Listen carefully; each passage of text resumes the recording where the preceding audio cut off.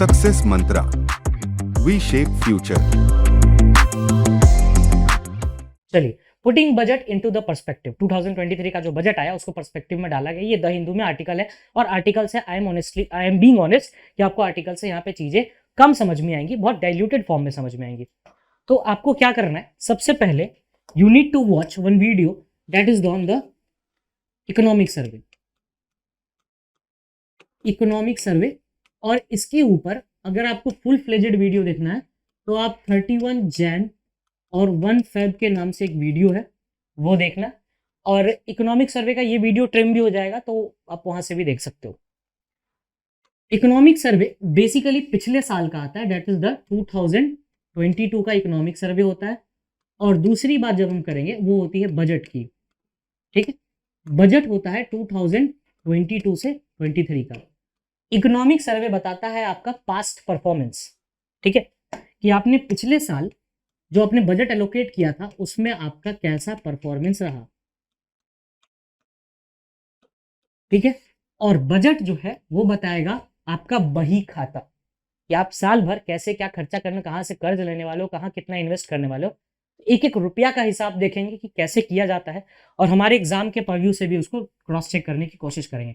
अच्छा, एक इंटरेस्टिंग बात है, ये जो बजट वर्ड है ना, ये कहीं है ही नहीं, it is not an official word budget. Official word की बात करें तो आर्टिकल 112 जो होता है इंडियन कॉन्स्टिट्यूशन का, वो बोलता है एक word that is the annual financial statement. तो ये वर्ड याद रखना, बजट वर्ड कहीं नहीं है इंडियन कॉन्स्टिट्यूशन में। इंडियन कॉन्स्टिट्यूशन में बोला जाता है एनुअल फाइनेंशियल स्टेटमेंट, कि एक साल का क्या आपका बही खाता, खर्चा, कमाई, आमदनी, अठन्नी, खर्चा, रुपया कितना क्या होने वाला है वो बताता है, उसी को हम लोग कहते हैं बजट।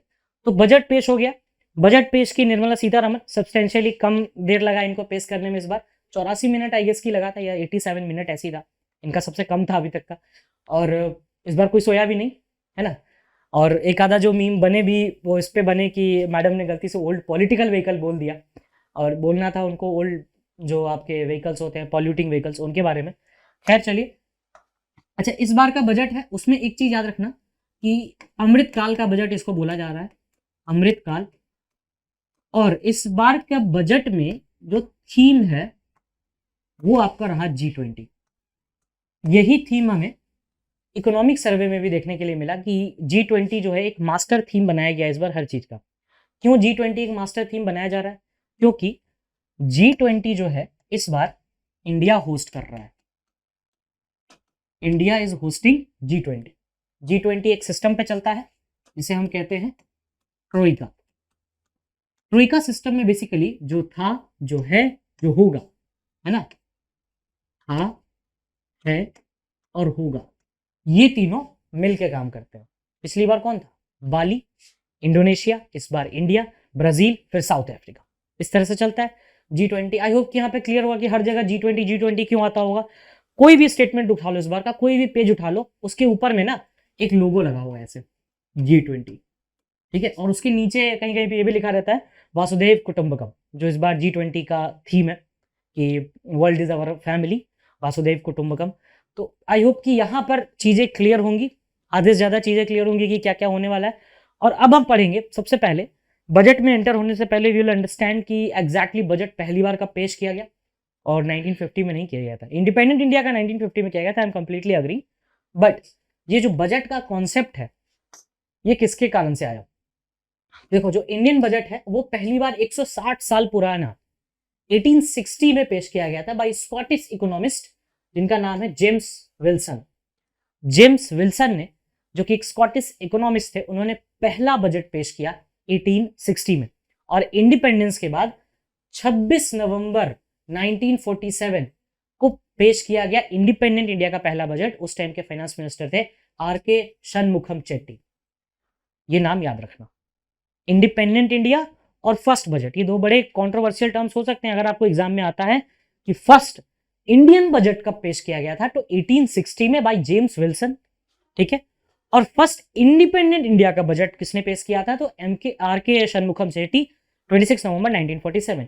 इंटरेस्टिंगली 26 नवंबर को आप एक और नाम से जानते हैं, that is the law day, है ना, क्योंकि इस दिन कॉन्स्टिट्यूशन बन के तैयार हुआ था 1949 में, बट है ना 1949, 47 नहीं। अच्छा, प्रोफेसर, ये जो बजट का जो फादर कहा जाता है, ये the man behind the budget was professor Prasanta Chandra Mahalanobis, यानी पीसी महालानोबिस। ये थोड़े इंपॉर्टेंट टर्म्स हैं जो आपको याद रखने हैं। जो बजट का आइडिया दिया था वो दिया था पीसी महालानोबिस ने। तो इसको समअप करके आगे बढ़ते हैं जल्दी से। पहला budget James Wilson, independent India का पहला जो बजट आर.के. षणमुखम चेट्टी, और पहला आपको बजट का आइडिया पीसी महालानोबिस। ठीक है, नेक्स्ट पे आते हैं।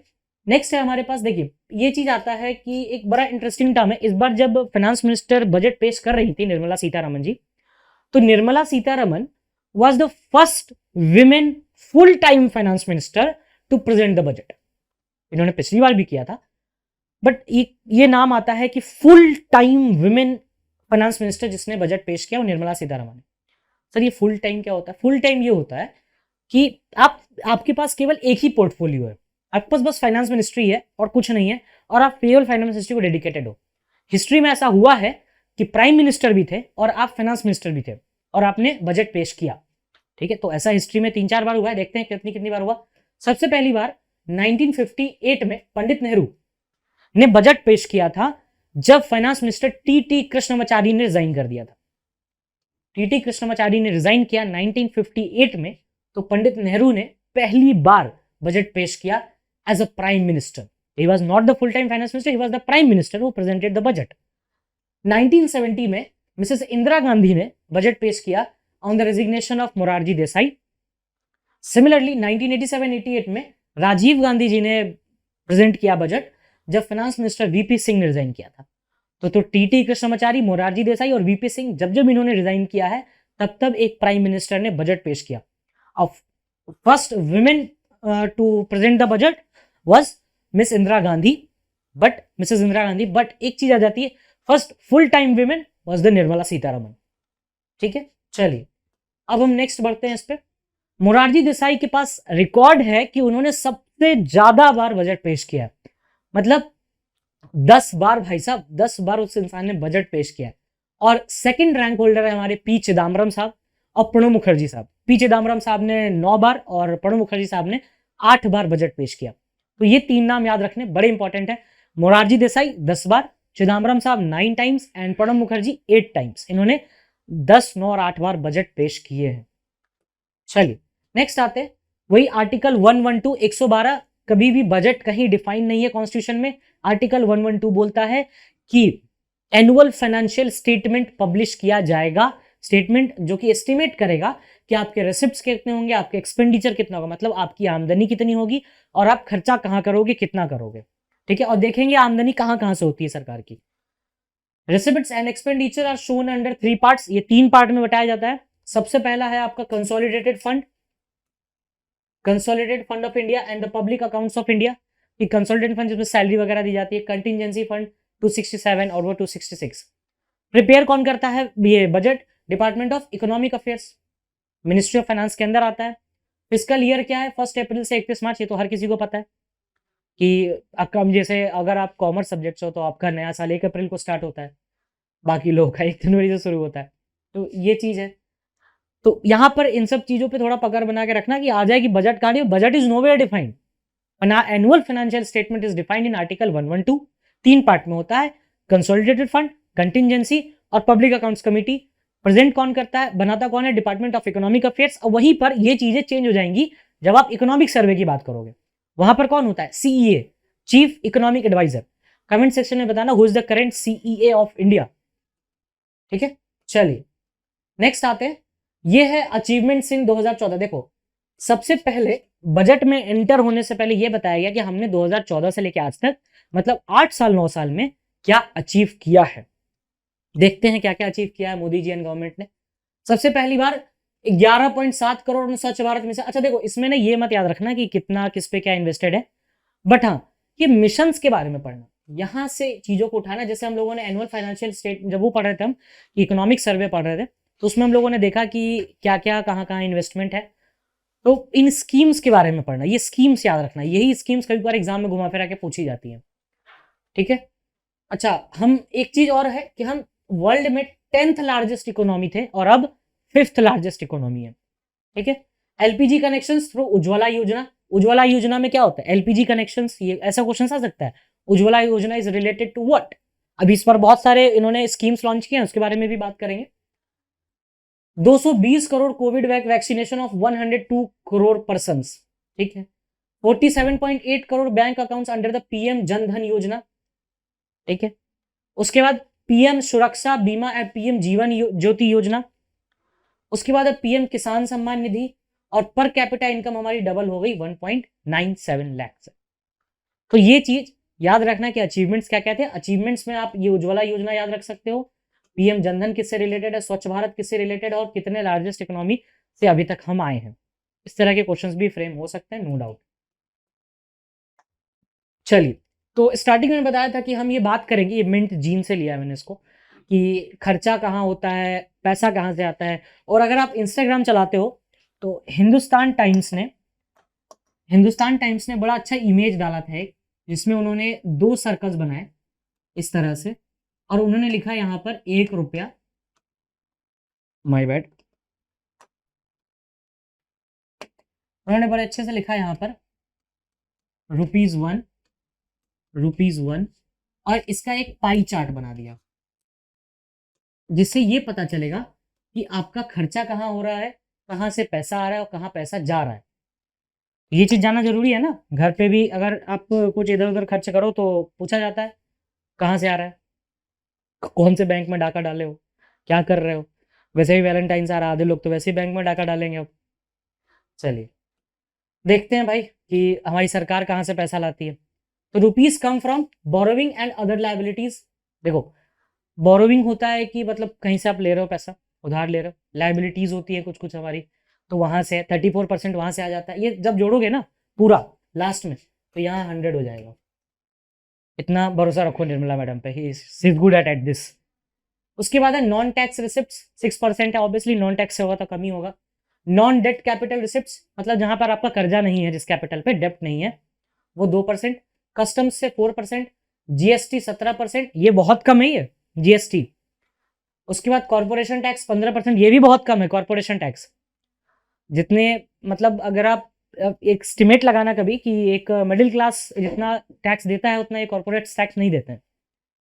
यूनियन एक्साइज ड्यूटी 7% और इनकम टैक्स 15%। इनकम टैक्स जो आप साल भर में जो भी कमाते हो, इनकम में बहुत सारी चीजें आ जाती है। अब देखो, जब आप इनकम की बात करते हो ना, कि इनकम से आपको मतलब लगता होगा कि हाँ इनकम मतलब सैलरी, नहीं, सैलरी तो होता है बट सैलरी के बहुत सारे टाइप्स होते हैं। अकेले सैलरी का मतलब ये नहीं होता है कि आपने कहीं काम किया और आपको पैसे मिल गए, that is the salary, no. एक तो होता है आपके वेजेस। अब वेजेस कैसा होता है, दिहाड़ी।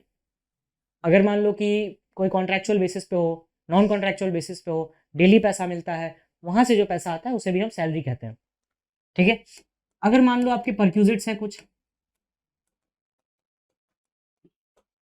परक्यूजिट्स बेसिकली आपका जैसे कुछ एक्स्ट्रा मिलता है अपार्ट फ्रॉम द सैलरी, जो आपको बेनिफिट्स मिलते हैं, वो सब चीजें आ जाएंगी।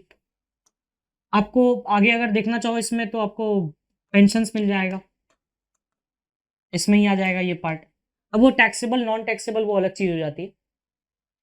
इसमें और देखोगे तो इंसेंटिव्स हैं।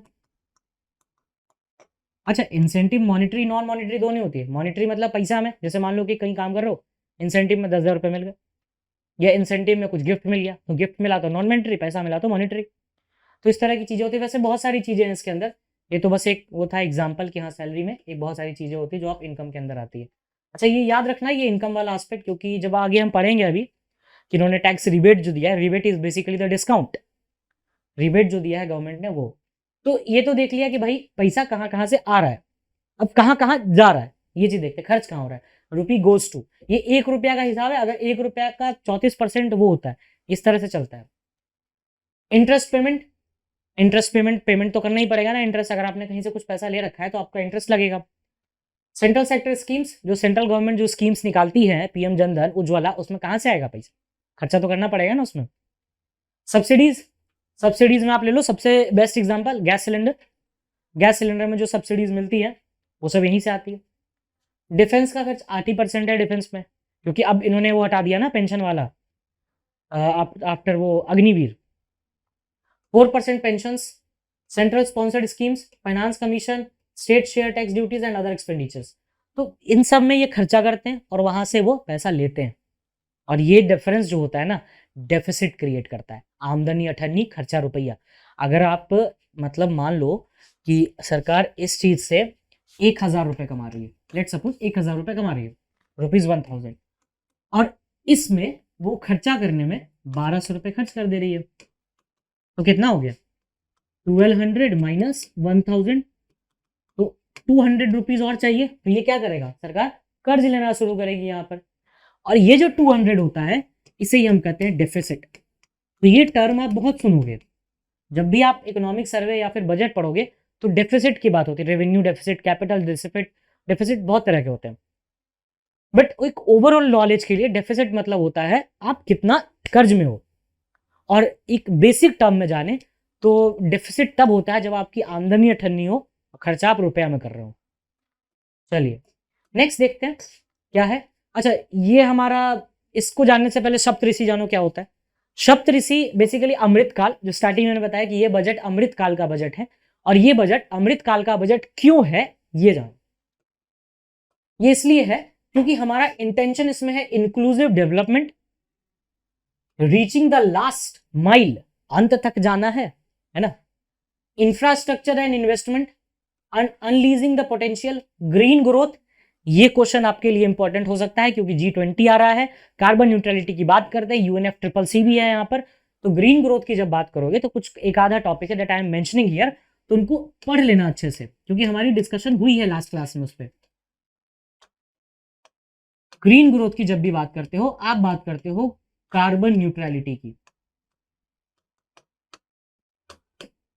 और कार्बन न्यूट्रलिटी का UNFCCC से बहुत ज्यादा लेना देना है। इसमें आपका कोप आता है कॉन्फ्रेंस ऑफ पार्टीज, बताना कमेंट सेक्शन में लास्ट कोप कहाँ हुआ था और कौन सा कोप इंडिया में हुआ था, ठीक है। इसके बाद आती है कार्बन क्रेडिट। जो लोग नए हैं उनको बता दें, कार्बन क्रेडिट का मतलब होता है, एक एग्जाम्पल से समझते हैं कार्बन क्रेडिट। कार्बन, अच्छा ये कोप वो पढ़ लेना क्योंकि इस बार के एग्जाम्स में इंपॉर्टेंट हो सकता है, और मोदी जी ग्रीन के ऊपर बहुत फोकस्ड है। और इस बार के G20 में देख लेना, अभी तो साल भर चलेगा ये चेयर, अलग अलग मीटिंग्स होती हैं, तो G20 के चेयर में एक चीज देखना ध्यान से, कहीं ना कहीं बताया जाएगा कार्बन क्रेडिट, कार्बन के बारे में, ये कार्बन एमिशन हमें कम करना है। इसमें बहुत सारे कन्वेंशन है, मॉन्ट्रियल प्रोटोकॉल है, पेरिस एग्रीमेंट है, बहुत 10 तरह की इसमें एग्रीमेंट्स किए गए थे, राइट। अब इसमें जब बात करोगे आप कार्बन क्रेडिट क्या होता है, तो लेट सपोज कि इंडिया के पास हर कंट्री को 100 यूनिट कार्बन क्रेडिट दिया गया, आप कार्बन 100 यूनिट यूज कर सकते हो मैक्स। हमने कहा ठीक है, अब हम ऐसे पॉलिसीज लेके आए जिससे हम 80 यूनिट्स में कार्बन में अपना काम चला लिए, ठीक है।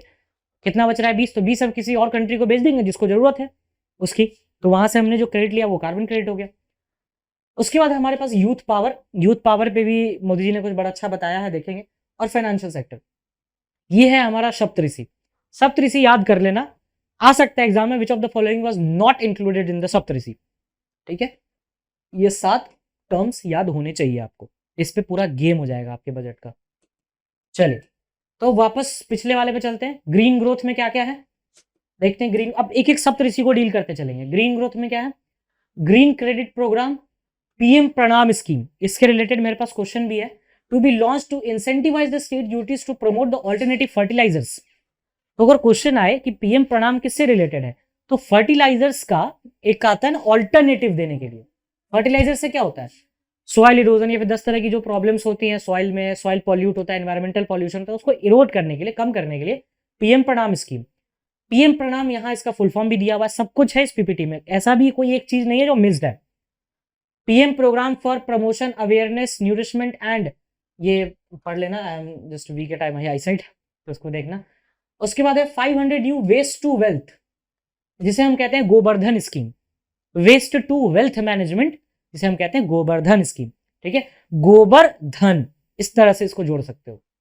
उसके बाद आता है मिष्टी। मिष्टी की भी फुल फॉर्म यहां लिखी है, Mishti to be taken the mangrove plantation. ये मैनग्रोव प्लांटेशन की बात आपको कोप 27 में की गई थी। मैनग्रोव की बात याद रखना, ये बात की गई है। ये हर कुछ कहीं ना कहीं इंटर रिलेटेड है सब आपस में। अमृत धरोहर, ये 3 साल में optimal usage of the wetlands, again बात आ गई वेटलैंड्स की, और वेटलैंड्स पे तो क्वेश्चन आ चुका है, रामसर साइट्स, रामसर कन्वेंशन याद करो वेटलैंड्स में, और यहां पर आपको क्या पढ़ना है, रामसर साइट्स प्लस कन्वेंशन, और रामसर साइट्स इंडिया में है 75। जब हम 75वां साल मना रहे थे अपने आजादी का, तो हमने 75 रामसर साइट्स डाले उसमें टोटल, ठीक है। तो वेटलैंड्स हो गया, अमृत धरोहर, मिष्टी हो गया आपको mangrove plantation, waste to wealth हो गया गोवर्धन, और पीएम प्रणाम हो गया ऑल्टरनेटिव फर्टिलाइजर स्कीम। तो आई होप कि ग्रीन ग्रोथ में यहाँ पर क्लैरिटी है, और सेशन बताना कैसा लगा, राइट। चलिए नेक्स्ट आते हैं, शब्द ऋषि देख लिया हम लोगों ने, फाइनेंशियल सेक्टर्स पे आते हैं। तो फाइनेंशियल सेक्टर में सबसे पहले है महिला सम्मान भारत पत्रास। इसमें क्या है कि 2 साल के लिए 2 लाख तक का वो एक फैसिलिटी दिया जाएगा विमेंस को। Benefits to the senior citizen 15 से 30 lakh, saving scheme, gift ISC, several incentives to promote the business activities. ये होते हैं ना एमएसएमईज को प्रमोट करने के लिए बेसिकली ये इंटेंशन किया जाता है। एमएसएमई 2002 में आया था इंडिया में। एमएसएमई होता है basically micro small medium enterprise, micro small medium enterprises, छोटे मोटे जो एंटरप्राइजेस होते हैं एमएसएमईज, उन पे बेसिकली ये फोकस किया जाता है कि छोटे छोटे जितने स्टार्टअप्स हैं, बिजनेस एक्टिविटीज हैं, उनको प्रमोशन मिले। नेक्स्ट है फाइनेंशियल सेक्टर्स में ही physical management, free loan to states 50 साल, interest free loan to states, physical deficit of 3.5% of GSDP allowed states, मतलब आप 3.5% तक का आप जा सकते हो फिजिकल डेफिसिट, कंप्लीटली फाइन। और बजट एस्टिमेट है 2023-24 का 27 लाख करोड़, और टोटल एक्सपेंडिचर है 45 लाख करोड़, और नेट टैक्स है हमारे पास 23 लाख करोड़, ठीक है। तो जब जोड़ोगे ना 7 3 10, 2 2 4 1 5 50, और टोटल एक्सपेंडिचर 45, कुछ ना कुछ हम बचा लेंगे इनके हिसाब से, डेफिसिट में नहीं जाना चाहिए। तो ये था इतना, आई होप कि यहाँ पर चीजें क्लियर होंगी। अब आगे और देखते हैं क्या क्या रिलेटेड फैक्ट्स है। Substantial relief in personal income tax. अच्छा, पर्सनल इनकम वही होता है जो सैलरी, वेजेस, परक्यूजिट्स जो भी आपकी होती हैं, अलाउंसेस, रिबेट्स, वो सब मिला के ये पर्सनल इनकम होता है। तो 7 लाख तक न्यू टैक्स रिजीम में कोई टैक्स नहीं लगेगा। स्टैंडर्ड डिडक्शन 50,000 तक to salaried people, and deduction of 15,000 for pensioners, कि इतना तक डिडक्टेड है, उसके बाद टैक्स लगेगा। कि जैसे मान लो किसी की पेंशन है 30,000 रुपए, 15,000 डिडक्ट करो, बचा कितना 15,000, अब ये 15,000 पर टैक्स शुरू होगा, वो तो वैसे भी टैक्स में आओगे ही नहीं ब्रैकेट में फिर तो। और रिडक्शन हाईएस्ट सरचार्ज रेट कितना होगा, सरचार्ज पे जो टैक्स लगता है surcharge. Tax exemption limit to leave encashment. Leave encashment होता है बेसिकली, जैसे मान लो कि साल में 27 या 20 छुट्टियां आपके पास, किसी भी कंपनी में काम करते हो 20 छुट्टियां, आपने एक भी छुट्टी नहीं ली, तो आपने क्या किया, उस 20 साल के लीव को कन्वर्ट करा लिया पैसे में। तो वो लीव एनकैशमेंट में भी 25 लाख तक का ये नॉन गवर्नमेंट सैलरीड एम्प्लॉयज तक को एग्जेम्पशन मिला, टैक्स लिमिट 25 लाख तक इन द लीव एनकैशमेंट, ठीक है। लीव को इनकैश करा लेना बेसिकली। नेक्स्ट देखते हैं सब्सटेंशियल रिलीफ। ये है पूरा नया डेटा कि 6 लाख तक 5%, 9 लाख तक 10, 12, 15, 15, 20 एवं 15, 30, ठीक है। मतलब सोच रहे हो जो इंसान 14,99,999 कमा रहा है वो 20% देगा, जो 15 लाख कमा रहा है या 1 रुपया उससे ज्यादा कमा रहा है तो वो 30% देगा। चलिए इनडायरेक्ट टैक्स प्रपोजल्स में क्या है, ग्रीन मोबिलिटी, इलेक्ट्रॉनिक्स। अच्छा ये है बेसिकली इनके रेट्स सस्ते होंगे। कैसे, ग्रीन मोबिलिटी में क्या किया इन्होंने, एक्साइज ड्यूटी एग्जेम्प्ट कर दी, एक्साइज ड्यूटी एग्जेम्प्ट कर दी ग्रीन मोबिलिटी में। इलेक्ट्रॉनिक्स में रिलीफ दिया कस्टम ड्यूटी पे। इलेक्ट्रिकल्स में custom duty on electronic kitchen chimney from 7.5 से 15% कर दिया। अच्छा अब इसके बाद क्या है, केमिकल्स और पेट्रोकेमिकल्स में जो एग्जेम्प्ट बेसिक कस्टम ड्यूटी होती है पेट्रोकेमिकल्स पे, उसको एग्जेम्प्ट कर दिया। इनडायरेक्ट, अब इनके प्राइसेस महंगे हो गए, जो मरीन प्रोडक्ट्स होते हैं, जो श्रिम्प फीड हो गए या फिर उनके प्राइसेस बढ़ गए। सिगरेट्स के प्राइस बढ़ गए, इन पे 16% का ड्यूटी लगाया गया, ठीक है। नेशनल कैलेमिटी कंटिजेंट ड्यूटी लगता है सिगरेट्स पे, ये चीज याद रखना, national calamity contingent duty important है। उसके बाद lab grown diamonds, precious metals, compound rubber, इस पे बढ़ा दिए, इनके रेट्स बढ़ाए गए और पिछले वाले के रेट्स घटा दिए गए। एक मीम भी आया था ना कि स्मोकर्स वाइल स्मोकिंग, की इसलिए स्मोक कर रहा हूँ क्योंकि सिगरेट के प्राइस बढ़ गए, तो ये टेंशन में थे भाई साहब। चलिए नेक्स्ट आते हैं, vision for Amritkaal and empowered inclusive economy. ये तो देख ही लिया अभी, Amritkaal golden era, it signifies the coming period is going to be the most prosperous. कैसे प्रॉस्पेरस होगा, इन सब चीजों को हमने देखा। नेक्स्ट आते हैं, Amrit Kaal also describe the hope for a better future where India would be self reliant global hub for millets. अच्छा, अब आते हैं कुछ कुछ स्कीम्स पे जिसपे की बातें हो रही थी। वो है कि global hub for millets Shri अन्न, श्री अन्न, ठीक है, मिलेट्स के लिए श्री अन्न। अच्छा, मिलेट्स के पता होना चाहिए कि WHO ने क्या किया है, 2023 को ईयर ऑफ मिलेट्स डिक्लेयर किया है, ईयर ऑफ मिलेट्स, ठीक है, ये याद रखना, ईयर ऑफ मिलेट्स 2023, और वो स्कीम से रिलेटेड है, दैट इज द श्री अन्न। उसके बाद है, निर्मला सीतारमन ने प्राइम मिनिस्टर को कोट करते हुए कहा कि हम मिलेट्स को पॉपुलराइज करेंगे, ये बाजरा, कुट्टू, रमदाना, कनगनी, ये पूरा बजट के स्टेटमेंट से उठाया गया, उसको आप छोड़ सकते हो। गोवर्धन स्कीम अभी देखा, गैल्वेनाइजिंग ऑर्गेनिक बायो रिसोर्स, ठीक है, दिस 200 कंप्रेस्ड बायोगैसेस प्लांट्स वगैरह इंक्लूड होंगे इसमें। यूथ पावर के लिए एक स्कीम है अमृत पीढ़ी, एजुकेशन पॉलिसी स्किल बेस्ड, इस पे काम किया जाएगा। तो आई होप कि बजट आपको अच्छे से समझ में आ गया होगा, और इसमें कोई भी डाउट आए जस्ट मेंशन करना, और वो याद करना मत भूलना, डेट इज द जो इकोनॉमिक सर्वे था उसके बाद आप बजट पे आइएगा तो बहुत ज्यादा बेनिफिट आपको मिलेगा।